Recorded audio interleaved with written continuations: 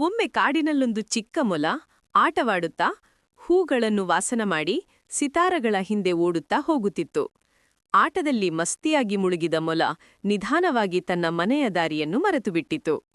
ಸ್ವಲ್ಪ ಹೊತ್ತು ನಂತರ ಅದು ಸುತ್ತಲೂ ನೋಡಿತು. ಅಯ್ಯೋ, ಇದು ಯಾವ ಜಾಗ? ಹಾದಿ ಎಲ್ಲೂ ಕಾಣಲಿಲ್ಲ.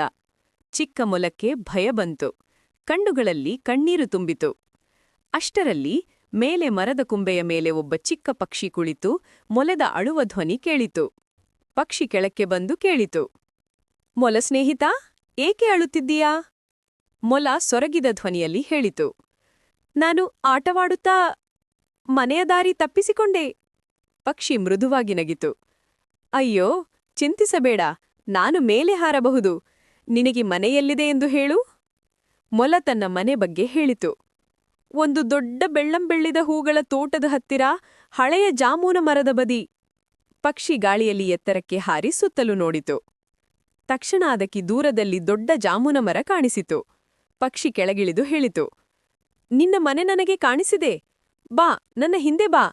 ಹೀಗೆ ಅವರಿಬ್ಬರೂ ಜೊತೆಯಾಗಿ ನಡೆಯತೊಡಗಿದರು. ಮೊದಲು ಅವರು ಮಿಂಚುವ ಜಲಧಾರೆ ಹಾದಿ ದಾಟಿದರು. ಅದನಂತರ ಹರ್ಬಾ ಹೂಗಳ ತೋಟದ ಮೂಲಕ ಹಾದುಹೋದರು. ಕೊನೆಗೂ ಅವರು ಜಾಮೂನ ಮರದ ಬಳಿಗೆ ತಲುಪಿದರು. ಮೊಲ ಸಂತೋಷದಿಂದ ಕುಣಿದು ಹೇಳಿತು, ಹೌದು, ಇದು ನನ್ನ ಮನೆ. ಧನ್ಯವಾದಗಳು ಚಿನ್ನ ಪಕ್ಷಿಯೇ.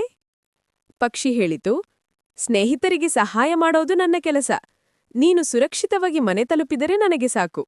ಮೊಲ ಸಂತೋಷದಿಂದ ಪಕ್ಷಿಯನ್ನು ಅಪ್ಪಿಕೊಂಡಿತು. ಹೀಗೆ ಕಾಡಿನಲ್ಲೊಂದು ಹೊಸ ಸ್ನೇಹ ಮೂಡಿತು.